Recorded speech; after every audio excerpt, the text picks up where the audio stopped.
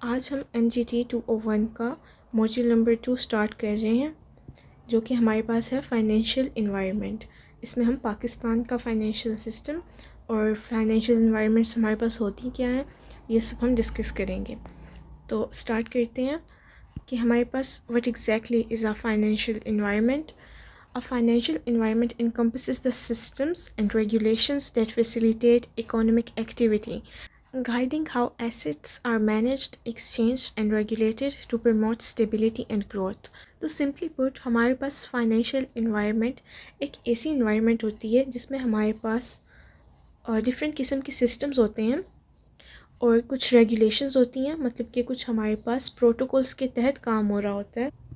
A set of rules के लिए हमारे पास रूल्स होते हैं, मतलब कि मुख्तलिफ सिस्टम्स और ऐसे रूल्स जो कि हमारे इकोनॉमिक एक्टिविटी को फैसिलिटेट करते हैं। मतलब कि आपने कोई इन्वेस्टमेंट करनी है, आपने कोई बिज़नेस स्टार्ट करना है, उसके लिए पहले ही आपके पास जो एक इन्वायरमेंट है जिसमें आपके पास सिस्टम्स हैं और रेगुलेशंस हैं कि आपने अपने बिज़नेस को रजिस्टर कैसे कराना है, टैक्स फाइलिंग का क्या सिस्टम है, ये सब के लिए जो हमारे पास रूल्स रेगुलेशन एंड जो सिस्टम इन प्लेस हैं उनको कलेक्टिवली हम फाइनेंशियल इन्वायरमेंट कहते हैं। अब फाइनेंशियल इन्वायरमेंट के हमारे पास कंपोनेंट्स क्या हैं, इसके हमारे पास हम यहाँ पर 4 मेजर कंपोनेंट्स देख रहे हैं। हमारे पास सबसे पहले हैं regulators. They oversee financial stability and compliance in markets. इनके नाम से पता चल रहा है दे रेगुलेट, ये रेगुलेट करते हैं हमारे पास। अब किस चीज़ को रेगुलेट करते हैं? फाइनेंशियल स्टेबिलिटी को, कि हमारा फाइनेंशियल सिस्टम अनस्टेबल ना हो जाए और मार्केट में हमारे पास कुछ रूल्स और हमारे पास स्टैंडर्ड्स फॉलो हो रहे हों। तो रेगुलेटर्स का हमारे पास ये काम है। सेकेंडली हमारे पास आ जाते हैं institutions. They provide essential services like lending and investing. तो अब कुछ ऐसे भी हमारे पास इंस्टीट्यूट्स हैं लाइक बैंक्स, जिनसे हम कुछ लैंडिंग पे हम कुछ डेट ले सकते हैं, कुछ क्रेडिट ले सकते हैं। और कुछ हमारे पास इन्वेस्टिंग के लिए भी इंस्टीट्यूट्स हैं जो कि हमें प्लेटफॉर्म देते हैं, लाइक हम स्टॉक्स ले सकें या हम म्यूचुअल फंड्स में इन्वेस्ट कर सकें। तो ऐसे हमारे पास जो से इदारे हैं उन्हें हम इंस्टीट्यूशंस कहते हैं। Then we have markets. Market facilitate the trading of financial securities and assets. Market सुन के ही हमारे दिमाग में जो मेन चीज़ आती है वो हमारे पास आती है ट्रेडिंग। कुछ बाय और सेल हो रहा होता है, तो यही एग्जैक्टली फंक्शन है मार्केट का, कि इससे हमारी ट्रेडिंग को फैसिलिटेट किया जाता है। और इसमें हमारे पास कुछ एसेट्स भी होते हैं, लाइक आप गोल्ड की मार्केट में जाएंगे तो वहाँ पर आपको गोल्ड मिलेगा। इसी तरह अगर आप इलेक्ट्रॉनिक मार्केट में जाएंगे आपको इलेक्ट्रॉनिक एसेट्स मिलेंगे। तो market is exactly what you are thinking. Then we have concepts underpin the operation and regulation of financial systems. ये कॉन्सेप्ट्स असल में हमारे पास थ्योरेटिकल कॉन्सेप्ट्स ही हैं, लाइक इसमें आपके पास रिस्क एंड रिटर्न जो आपका आ जाता है, आपकी लिक्विडिटी आ जाती है, और इसके अलावा टाइम वैल्यू ऑफ मनी। ये सब कॉन्सेप्ट्स जो कि आपको अगर आपने फाइनेंशियली कुछ इन्वेस्ट करना है, कोई ट्रेड करना है, कुछ भी आपने करना है, तो ये कॉन्सेप्ट्स पर आपको आपकी ग्रिप होनी चाहिए। तो ये कॉन्सेप्ट्स आप सिंपली कह सकते हैं कि हमारे पास कोर आइडियाज़ हैं कि हमने मनी को मैनेज कैसे करना है, इन्वेस्ट कैसे करना है, उसे कंट्रोल कैसे करना है। तो इसलिए ये भी कॉन्सेप्ट्स भी हमारे पास हमारी फाइनेंशियल इन्वायरमेंट का एक कंपोनेंट है। तो आगे हमारे पास आ जाता है इम्पोर्टेंस फॉर मैनेजर्स, कि अगर आपने एक फ़ाइनेंशियल मैनेजर बनना है तो फिर आपके लिए फ़ाइनेंशियल इन्वायरमेंट्स को समझने की क्या इंपॉर्टेंस है। तो यही इंपॉर्टेंस है कि अगर आपको फाइनेंशियल इन्वायरमेंट का पता होगा तो आप इम्पैक्टफुल फाइनेंशियल डिसीजंस ले सकेंगे जो कि आपकी ऑर्गेनाइजेशन के गोल्स के साथ भी अलाइंड होंगे।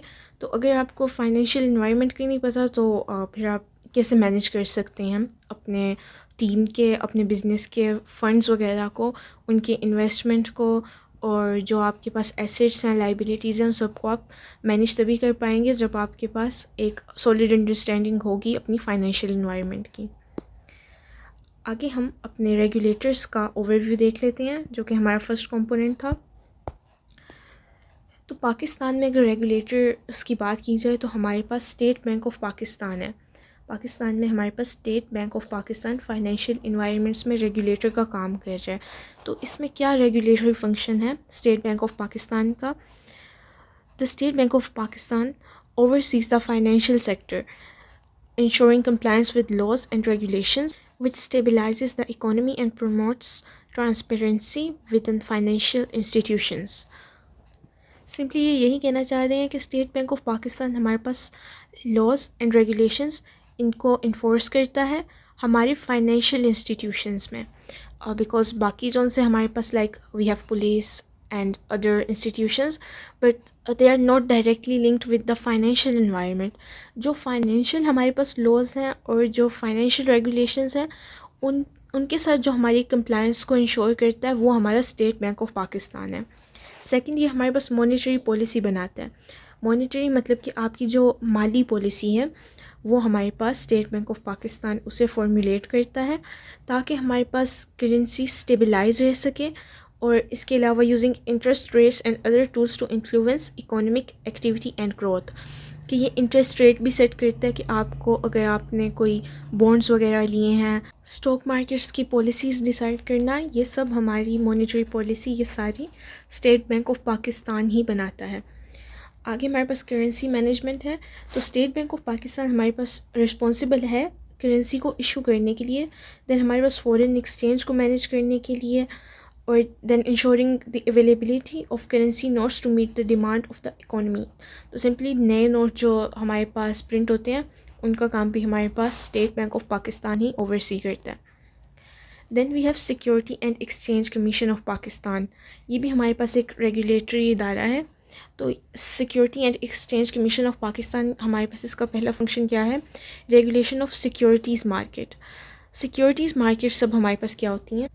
तो ये हमारे पास जितनी चीज़ें लाइक स्टॉक, बॉन्ड्स और ये सब चीज़ें होती हैं इन्वेस्टमेंट के लिए, जो फाइनेंशियल इंस्ट्रूमेंट्स हैं हमारे पास ये सारे, इन्हें हम सिक्योरिटीज़ कहते हैं। तो सिक्योरिटीज़ मार्केट से यही मुराद है कि हमारे पास हमारी, ये आगे जाके हम पढ़ेंगे, हमारे पास प्राइमरी मार्केट होती है और सेकेंडरी मार्केट होती है, बट सिंपली ऐसी मार्केट जहाँ पर हमें हमारे फाइनेंशियल इंस्ट्रूमेंट्स मिलते हैं, जहाँ पर ये बाय एंड सेल होते हैं। तो जो हमारे पास ये वाले इंस्टीट्यूट्स हैं इनकी रेगुलेशन हमारे पास हमारा securities and exchange commission of Pakistan करती है। Then we have corporate governance. तो कॉरपोरेट हमारे पास जो हमारी कंपनीज़ होती हैं, बड़ी बड़ी कंपनीज़, इनको मैनेज करना, इनमें जो उनसे सेट ऑफ रूल्स और जो हमारे पास प्रैक्टिसेस हो रही होती हैं जो कि कंपनी को हमारे पास कंट्रोल करने के लिए होती हैं, वो भी हमारे पास securities and exchange commission of Pakistan ही ओवरसी करता है। Then we have investor protection. The commission implements measures for investor protection, educating the public on investment risk, कि पब्लिक को बताया जाए कि इन्वेस्टमेंट रिस्क क्या हैं, और अगर हमारे पास कोई ग्रीवेंस वगैरह है तो उसको कैसे एड्रेस करना है। ग्रीवेंस से मतलब है हमारे पास कि कोई नाइंसाफ़ी हो रही है इन्वेस्टर के साथ, उसको प्रोटेक्ट करने के लिए ये सब हमारे पास securities and exchange commission of Pakistan determine करता है। देन वी हैव FBR और फेडरल बोर्ड ऑफ रेवेन्यू। तो इसमें हम टैक्स टाइप्स पढ़ेंगे कि हमारे पास किस किस्म के टैक्स होते हैं। We have direct taxes and indirect taxes. Tax जो से हमारे पास डायरेक्ट होते हैं, ये हमारे कोई इंडिविजुअल्स लाइक हम हैं या फिर कोई हमारी ऑर्गेनाइजेशन है, ये हम हुकूमत को डायरेक्ट टैक्स दें अपनी ऑर्गेनाइजेशन पे, वो हमारे पास डायरेक्ट टैक्स है। और इनडायरेक्ट टैक्स में हमारे पास लाइक हमारे पास सेल्स टैक्स आ जाता है। तो ये हमारे पास हमारे गुड्स पर जो चीज़ हम ख़रीद रहे हैं, बेच रहे हैं, उन पर जो टैक्स आता है वो इनडायरेक्ट टैक्स है। Then we have Pakistan stock exchange और PSX। इसमें हमारे पास क्या होता है कि पाकिस्तान का जो सा स्टॉक एक्सचेंज हमारे पास है, ये एक ऐसा प्लेटफॉर्म है जहाँ पर आप अपने शेयर्स वगैरह ख़रीद सकते हैं मुख्तलिफ़ कंपनीज़ के। तो इसका हमारे पास यही मकसद है कि हमारी इकोनॉमिक ग्रोथ हो। Then we have commercial banks. अब बैंक्स का हमारे पास बेसिकली क्या मकसद है? देखिए, बैंक्स हमारे पास सिंपली ये करते हैं कि बहुत सारे लोग थे हमारे पास, पर्सन 1 2 3 बहुत सारे लोग थे, इन्होंने अपने पैसे जमा कराए बैंक के पास। अब बैंक क्या करता है, एक कमर्शियल बैंक क्या करेगा, ये किसी बड़ी कंपनी को जिसको अपने बिज़नेस को रन करने के लिए पैसों की ज़रूरत है, ये उनको हमारी मनी लेंड कर देगा किसी इंटरेस्ट रेट पर, लाइक 25% इंटरेस्ट रेट पर। तो अब ये बैंक उनसे ले रहा है 25% इंटरेस्ट और हमें दे रहा है 12% इंटरेस्ट। तो बाकी जो इन्हें प्रॉफिट हो रहा है बैंक को, इससे वो अपने बैंक के ऑपरेशंस वगैरह को मैनेज करते हैं और इसी में वो अपना प्रॉफिट भी अर्न करते हैं। तो कमर्शियल बैंक्स का सिंपली यही फंक्शन है हमारे पास। Then we have development finance institutions, इन्हें हम DFI भी कहते हैं। ये जो हमारे पास इंफ्रास्ट्रक्चर प्रोजेक्ट्स होते हैं या फिर डेवलपमेंट या कुछ सोशल इनिशिएटिव्स होते हैं, तो इन सब डेवलपमेंट प्रोजेक्ट्स को फंड करने के लिए हमारे पास डेवलपमेंट फाइनेंस इंस्टीट्यूशंस होते हैं। Then we have non banking financial companies, in short NBFCs। बस क्या क्या आ जाता है, अब देखें नॉन बैंकिंग है ये, मतलब कि ये बैंक्स नहीं है बट ये फाइनेंशियल कंपनीज़ हैं, मतलब कि ये कोई ना कोई हमें फाइनेंशियल इन्वेस्टमेंट यहाँ पर फंडिंग्स दे रहे होंगे। तो इसमें हमारे पास लीजिंग कंपनीज़ आ जाती हैं। लीजिंग कंपनीज़ बिज़नेस को देती हैं इक्विपमेंट फाइनेंसिंग, मतलब कि acquire necessary assets without large upfront payments, facilitating cash flow management। इसमें वो आपसे कोई लार्ज अपफ्रंट पेमेंट नहीं मांगेंगे। इसका क्या मतलब है, फॉर एग्ज़ाम्पल वो आपको ये नहीं कहेंगे कि आपने हमें अभी के अभी सारी पेमेंट करनी है, बट आपको कुछ एसेट्स तो चाहिए। तो आपके पास एक लैंड है, आपने एक लैंड ख़रीदना है, ठीक है, तो आप अपफ्रंट पेमेंट नहीं कर सकते, तो आप इसको एक स्पेसिफ़िक टाइम पीरियड के लिए कह देंगे कि मैं इतने टाइम पीरियड में 10 सालों में मैं ये पेमेंट करूँगा। तो ये आप किसी भी तरीके से वीकली, मंथली या फिर एनुअली आप इस तरह इसकी पेमेंट करेंगे। तो ये ऐसी लीजिंग कंपनीज़ होती हैं जो कि आपको बगैर एक ही दफ़ा पेमेंट किए बगैर आपको लीज़ पर कोई ना कोई एसेट प्रोवाइड करती हैं। Then we have investment banks. Investment bank हमारे पास होते हैं which specialises in capital raising and financial advisory services. ये आपको इन्वेस्टमेंट में मदद करते हैं। इसमें आपको कैपिटल रेजिंग मतलब कि आपके पास इनफ कैपिटल नहीं है कि आप अपनी कंपनी को या बिज़नेस को रन कर सकें, तो ये आपको कैपिटल रेज़ करने में मदद करते हैं। और इसके अलावा ये आपको कॉरपोरेशन के मर्जर्स में असिस्ट करते हैं, मतलब कि दो कंपनीज़ ने आपस में हाथ मिलाना है तो उनको फैसिलिटेट करेंगे। और एक्विजिशन मतलब कि कोई एक कंपनी थी, अगर वो अब दूसरी कंपनी को एक्वायर करना चाह रही है, ख़रीदना चाह रही है, तो उस एक्विजिशन में ये फैसिलिटेट करेंगे। तो ये इन्वेस्टमेंट बैंक इन शॉर्ट हमारी इन्वेस्टमेंट में हेल्प करते हैं। देन वी हैव मुदारबा। तो मुदारबा में हमारे पास क्या होता है, ये इस्लामिक फ़ाइनेंस प्रिंसिपल्स के अकॉर्डिंग काम करता है। इसमें प्रॉफिट शेयरिंग बेसिस पर हमारे पास इन्वेस्टमेंट होती है। लाइक किसी ने अपना बिज़नेस स्टार्ट करना था बट उसके पास कैपिटल नहीं था, तो उसने किसी इस्लामिक बैंक से फॉर एग्ज़ाम्पल ये कैपिटल ले लिया और अपना उसने बिज़नेस स्टार्ट कर दिया। तो अब जो उसको प्रॉफिट होगा अगर हुआ तो वो उस प्रॉफिट के हिसाब से बैंक को उसका शेयर देगा। देन एग्रीड टर्म के बाद लाइक 10 ईयर्स थे, उसके बाद वो बंदा कैपिटल बैंक को वापस कर देगा। तो बट इसमें प्रॉफिट शेयरिंग बेसिस पर है, इसमें कोई इंटरेस्ट रेट हमारे पास फिक्स्ड नहीं है। देन इसी से हम इस्लामिक बैंकिंग की बात कर लेते हैं। तो मुदारबा तो हमने पढ़ लिया, ये तो प्रॉफिट शेयरिंग बेसिस पर काम करता है। देन वी हैव मुशारका। मुशारका हमारे पास है जॉइंट वेंचर। देखें इसमें हमारे पास शिरकत का वर्ड है, जिस तरह हम पार्टनरशिप करते हैं, शराकत दारी पर हम बिज़नेस करते हैं। तो मुशारका हमारे पास यही है जिसमें हमारे पास पार्टनरशिप हो और पार्टनर हमारे पास प्रॉफिट और लॉस दोनों को शेयर करते हैं। देन वी हैव इजारा। इजारा में हमारे पास लीजिंग ही होती है, मतलब कि लीज़ पर कोई चीज़ दे रहा है पर्सन ए पर्सन बी को। कोई फॉर एग्ज़ाम्पल कार है, इसने लीज़ पर दी है, बट इसमें क्या होगा, कार की जो ओनरशिप है हमारे पास वो पर्सन ए के पास ही रहेगी, और जो पर्सन बी है वो हमारे पास सिर्फ जो अगर इसने यूजेज किया है, कुछ इससे कोई डैमेज हो गया तो उसके रिपेयर की फिर ज़िम्मेदारी पर्सन बी पर होगी, अदरवाइज़ ओनरशिप हमारे पास पर्सन ए के पास ही है। जो लीज़र है हमारे पास वही ओनर रहेगा, और जो हमारे पास हमारा लीज़ी है, इसको लीज़ी बोलते हैं, जो कि लीज़ पर चीज़ लेता है, ये क्या कहेगा, इसके पास सिर्फ उसको यूज़ करने का राइट आ जाएगा और रिस्पॉन्सिबिलिटी इस पर रहेगी कि उसको चीज़ पर्सन ए को वापस उसकी सही हालत में चीज़ दे, बट इसको सिर्फ यूजेज के राइट मिल जाएंगे कि इस चीज़ को यूज़ कर सकता है लीज़ पर। देन वी हैव मुराबहा। इसमें हमारे पास क्या होता है, cost plus financing structure for purchasing asset. इसमें हमारे पास यही होता है कि देखें फॉर एग्जांपल हमारे पास एक बैंक था, एक पर्सन कोई चीज़ लेना चाह रहा था, पर्सन ए कर लेते हैं अभी बैंक की जगह, और पर्सन बी, ये पर्सन बी हमारे पास कोई चीज़ लेना चाह रहा था, for example a car, but इसके पास अभी इतने पैसे नहीं थे कि ये कार ले सके।